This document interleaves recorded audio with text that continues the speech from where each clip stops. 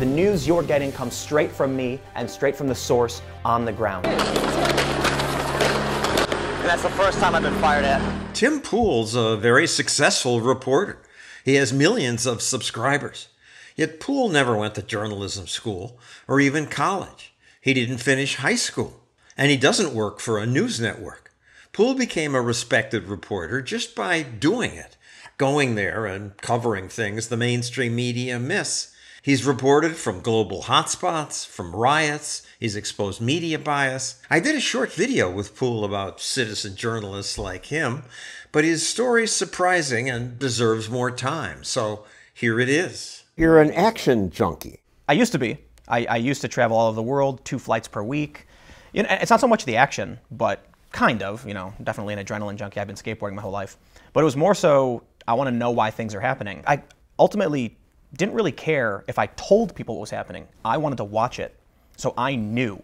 Because, you know, some people don't trust the media. I don't know who to believe. Why don't I just go there? I can see for myself.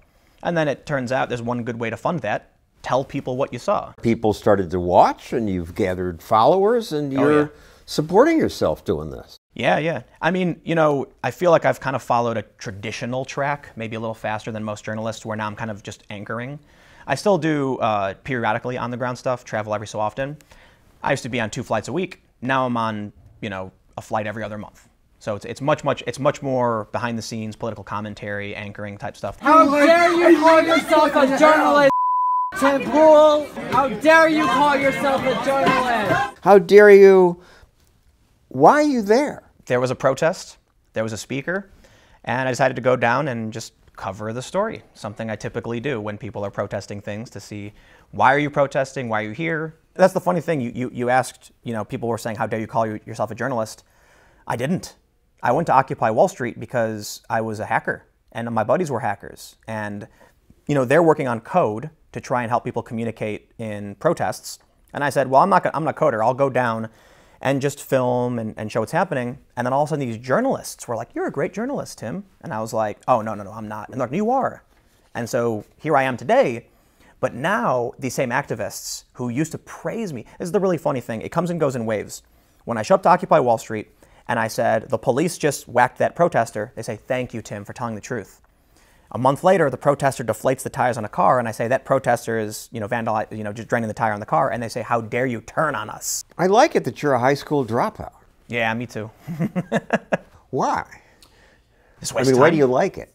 I don't really think about it, but you know, when I was I always challenged authority because I don't believe in arbitrary authority. You know, I'll respect you if you're a doctor and you tell me to put pressure on it when I'm not going to question you. I'm going to say, okay, you're a doctor. But when the teacher would come to me and tell me I had to do this a certain way, I'd say, explain it to me. And they couldn't.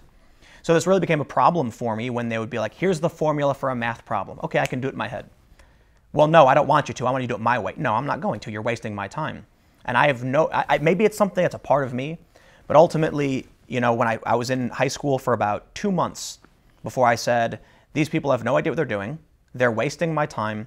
And I can go spend my time on the internet and learn faster than they could ever tell me. Is college a waste of time too? Yeah, 100%, absolutely. Look, if you want to be a doctor, if you want to be a scientist, if you want to be a lawyer, there are some things you have to go to school for. But most people, it blows my mind when I hear people going to school for like business management. I'm like, come on, man, just go start a business. You know, go talk to an accountant and get the ball rolling. Widespread condemnation tied to Covington Catholic High School and some of its students. Covington got you know. When the Covington situation happened, I had no idea what was going on. You know, people were sending me emails like, you've got to cover this story, this is huge. And I watched this video and I'm like, there's 2 people standing in front of each other. There's no context. Why is this newsworthy? It's not. So I ignored it. Well, Twitter was saying, look, the white upper class guy is sneering at the minority. You've got to view the world through a particular lens to think that. And that's why I think that journalism today is just complete and utter garbage. All of these big news outlets, even the Washington Post, CNN, they immediately made the assumption he must be a racist sneering at this Native American man. I didn't make that assumption because I'm not a racist. I said, I have no idea what this is. I just see a guy banging a drum and a kid with a weird look on his face. So I looked at some other videos, and it turns out, very quickly, as soon as this story emerged, I saw Nathan Phillips walk up to Nicholas Sandmann and said, what's the big deal? Native American walked up to a kid, banged his drum, and then left. but no one else watched the video. How could that be? The videos are all over. Everybody's talking about this. Yeah. No one watched the longer video? Nope. So, you know, it's this phenomenon that's been happening on Twitter. You know, because I learned this when I worked for Vice, when I worked for Fusion. The journalists all follow each other. So it's this big game of telephone on Twitter. In fact, Jack Dorsey, the CEO of Twitter, said on the Joe Rogan podcast, in 2016, all of the left-leaning journalists were following each other, but conservative journalists were following everyone. So they only follow each other. So here's what happens. One left-wing journalist says, look at this racist. His buddy sees it and says, wow, look at this racist. And then it's a big old circular game of telephone where no one actually does any fact-checking. And then New York Times, Washington Post, CNN all publish the same fake story. And now they're getting sued for it.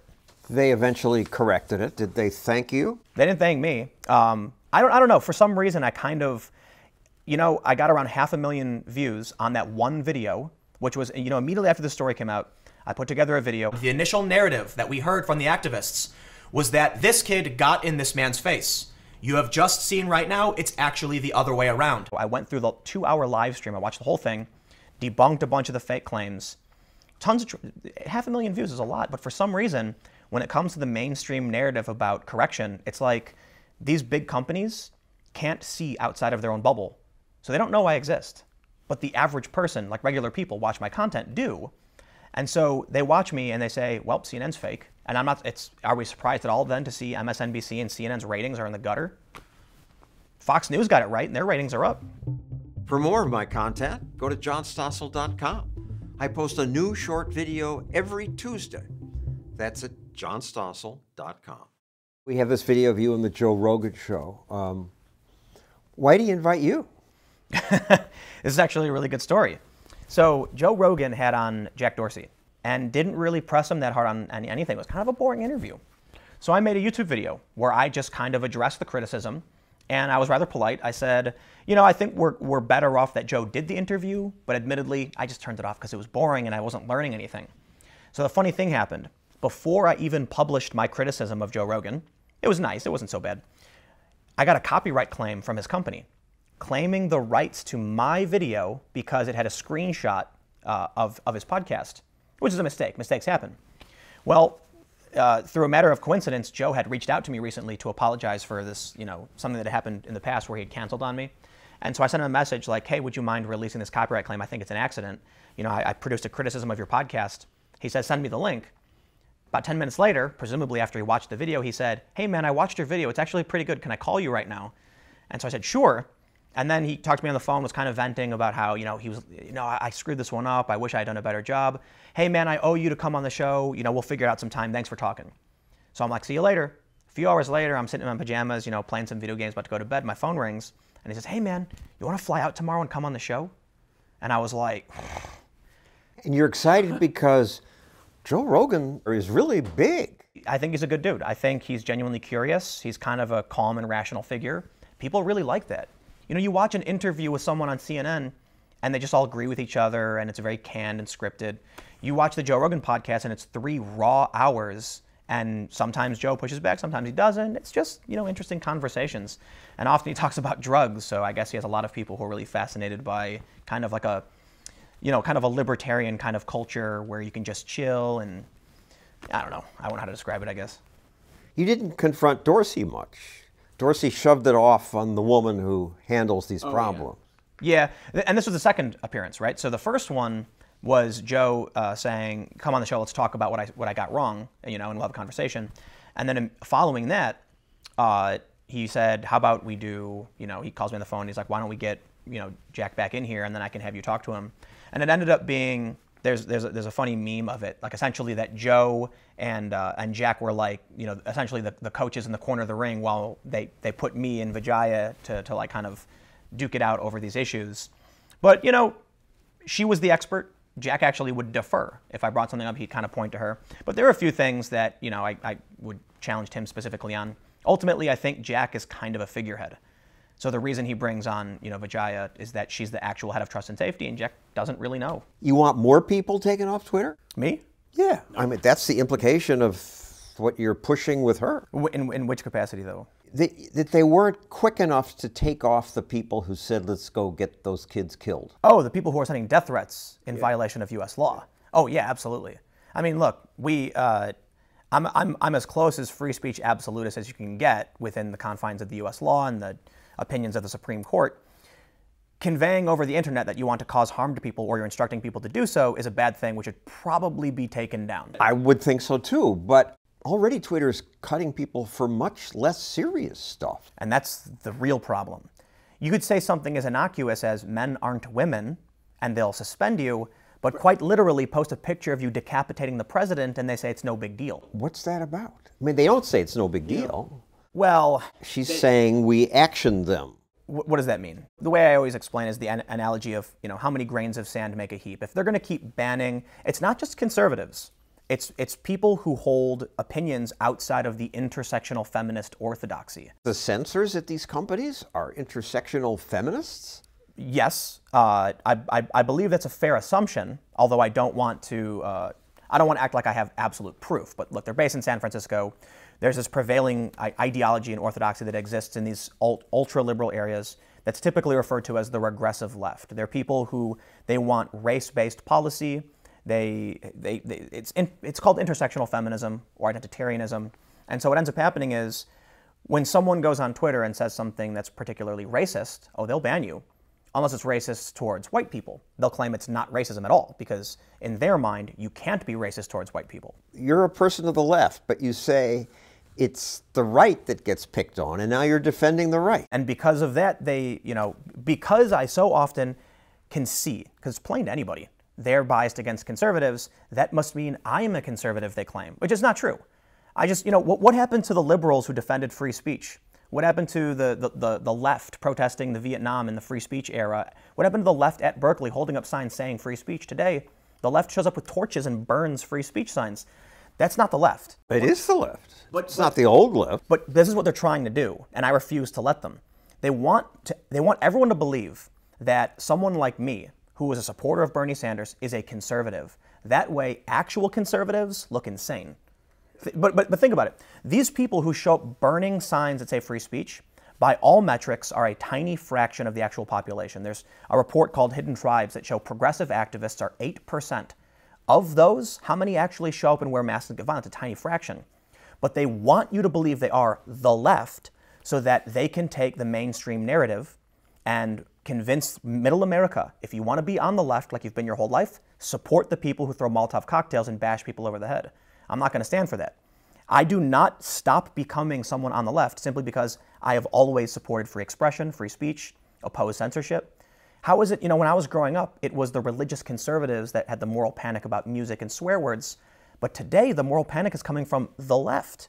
I think when people, they repeatedly put out this argument, like Ezra Klein tries claiming that people like me are reactionary right-wingers, which is absolutely insane, as if Ben Shapiro and I have policy positions in alignment. We don't. We absolutely disagree with each other. Ezra Klein said what? Ezra Klein, the founder of Vox, said that people like me, mostly Dave Rubin, are the new reactionary right because we oppose the progressives. But I'm going to tell you this. If you've got people who opposed Hillary Clinton who are still on the left, if you've got someone like Tulsi Gabbard, who recently in an interview said identity politics is dividing us, she's not a right-winger. Nancy Pelosi is not a right-winger because she criticized Ocasio-Cortez several times. No, this is a fringe faction of people who are aimless, protest themselves. I mean, there was a pride parade in Edmonton, Canada that was shut down because this fringe faction of regressive left protested gay pride. I'm pretty sure the staunch religious conservatives would be like, hey, we're glad you got the event shut down. We don't agree with that either. So it's not a left-wing position, but they're trying to claim it is. And so long as people in the mainstream media, and I'm guilty of this too, refer to this fringe group as the left, they will be the left. You call yourself a person of the left, and you worked at Vice, but now you're mostly criticizing the left. Yeah, but it's mostly one particular element of the left, right? Most of my friends are Bernie Sanders supporters, excited to vote for him. I'm not as big as a fan of Bernie as I used to be. But what we're seeing now is this really strange faction of people on the left that are saying ridiculous things that make no sense. They're protesting themselves. They're hurting the left. When you look at what's going on in the political landscape, you go on Twitter, and you see a conservative say something about a conservative opinion, you go, yeah, I get it. Conservatives have always been pro-life. They claim to want small government, all these things. It's their position. When you look over on the left, you'll see people saying that interracial dating is bad. Like the New York Times ran an op-ed where someone actually said they didn't want to be in an interracial. The Huffington Post did the same thing. Well, now all of a sudden, Middle America is looking at these two groups, and one seems to be split up. So at the very least, what I end up seeing is, if I want regular old socially liberal policy, like how the Democrats were 10 years ago. They believed in border protections. They believed in controlling for immigration. Who do I vote for? Because you've got all the top politicians now running the same rhetoric from, it's called identitarianism. When Bernie Sanders said on the 2016 debate stage, this blew my mind. Bernie Sanders said that white people didn't know what it was like to be poor. What does that mean? In fact, most people in this country who are poor are white. That's identity politics to the extreme, which is, a government-based identity, and that's when you start losing people. Have you seen a video of, conservatives wearing black masks, throwing Molotov cocktails, or bashing people over the head with crowbars? You don't. But you look at this protest in Portland, a Bernie Sanders supporter showed up with an American flag to protest against the fascists. That's what they say, the fascists. And so what did Antifa do? Cracked him over the head with a club, put him in the hospital with a concussion. You got a video out of Boston where a little old lady was carrying an American flag, showing up to protest who she thought were fascists. They weren't, but she thought they were because the press told them. They said, this is what's happening. What do you see in the video? This is actually on, I believe it was on Fox News. An anti-fascist protester runs up and tries ripping from her hands, and she falls, and he drags her across the ground. So what do you think happens when a 40-year-old dad or mom is watching the news and they see this and they think, that's the left, that's the Democrats? I don't want to be it. That's crazy. That's violence. For more of my content, go to johnstossel.com. I post a new short video every Tuesday. That's at johnstossel.com. Why do you want to cover protests? For protests like the Columbia thing with Mike Cernovich, he's a contentious figure, whether you like him or you hate him. He was one of the biggest people pushing Donald Trump. So he's going to give a speech at a school. There's going to be a protest. I want to see what the people have to say about him. Why don't you like him? What concerns you? And then, of course, God knows why. They start claiming I'm friends with him. Because I think at that point I interviewed him like one time. And so that's proof. That's proof. They've seen a video of me talking to him. I must be his friend. So then they just turn on me and started screaming I was alt-right and other nonsense, which is absolutely ridiculous and not true. And are you nervous in that situation? No way. Now, when I was covering Ferguson riots for Vice, I actually got shot at. And there's video of falling to the ground and bullets.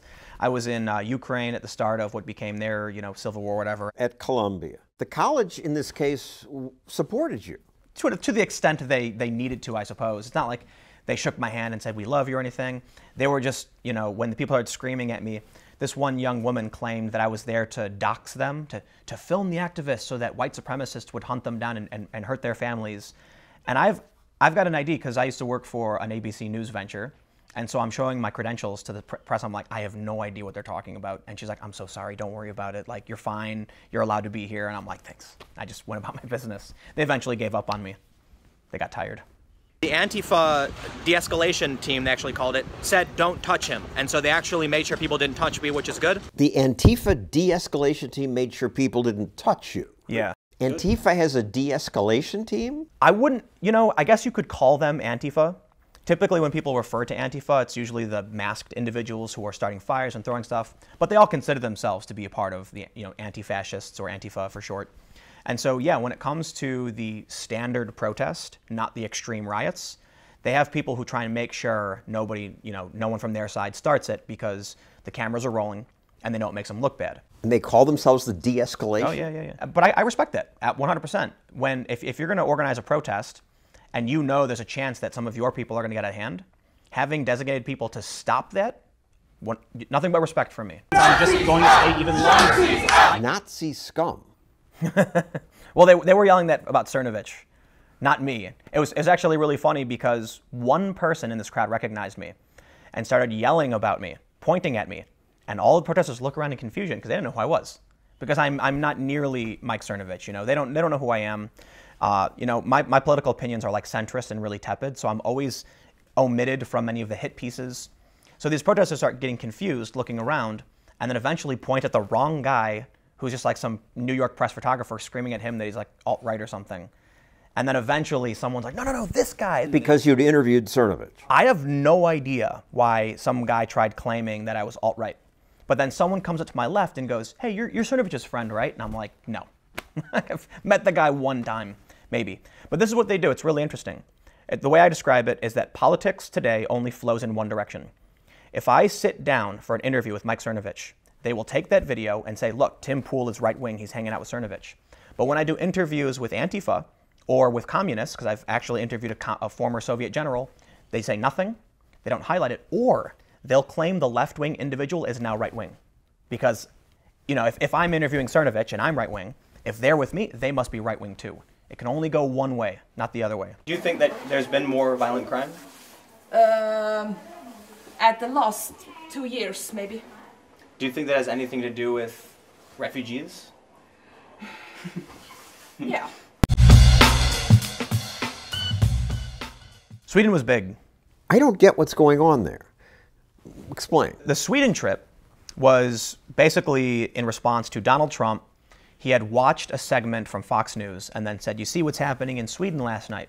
And then, of course, you have this, just wave of negative Trump press come out, where they're saying, Trump is wrong, what's he talking about? Instead of trying to understand what he was trying to convey. Trump had said there are areas where you can't go. He said, last night in Sweden. And that was the quote, last night in Sweden. And then Sweden came out and said nothing happened last night because he was referring to Fox News. So what ends up happening is there's this deeper story about places they call no-go zones. It's a colloquial term used by people all over the world. A lot of people in Sweden use it. A lot of people in America use it. And then what happens is because no-go zone has an alternate meaning, which means areas that are under conflict where you can't go, you get people in the mainstream press or the left-wing media saying there's no such thing as a no-go zone in Sweden, ignoring the fact that it's just kind of a slang term used by people to represent troubled areas. And when you actually look at that, it turns out, yeah, the police call them problem areas. In fact, the police go there more often than anywhere else. But the reality is they exist. But people go there, and it's kind of racist to call them a no-go zone. I don't know if it's racist necessarily. This is where it gets complicated, right? Is the person calling it a no-go zone referring to the race of the individual or the religion? In which case, is it an ideological challenge? Is it a crime rate challenge? So you went there and your videos said what? That it was nuance. You got lots of views with nuance? Yeah, which is, here's what I think happens. The establishment, the corporate media, the big, long-standing corporations, they seem to have a narrative on these things. And because Trump said something, it must be the opposite. Well, the average person just wants some kind of honest take on it.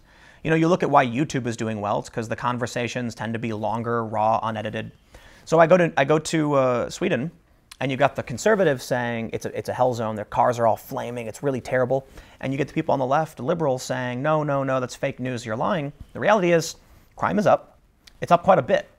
But Sweden's crime is ridiculously low relative to the US. So here's what I think happens. If I told you crime was up 1,000%, you'd think, whoa, that's insane, it must be really bad. But if I tell you that they had one murder in the past 5 years and it's up 1,000%, it's like, oh, how many murders is that now? It's a tiny fraction of what we see in any American city. So the conservatives, they'll hear, I think it was for the town of Malmö, crime was up, I think, 10 times. And people hear that and they get, wow, that's crazy. You then hear Swedes saying the murder is up so high, we're terrified. Well, yeah, if you live in a city where you've only ever experienced one murder per year, and then all of a sudden one year you have 13 murders, that's going to freak you out.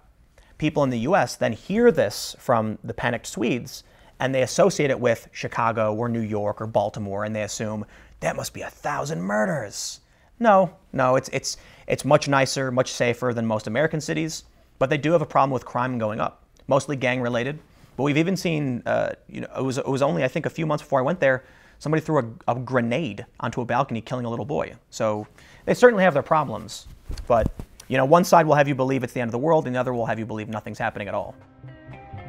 Thanks for listening. New episodes drop the first and third Mondays of every month. You can subscribe everywhere you get podcasts.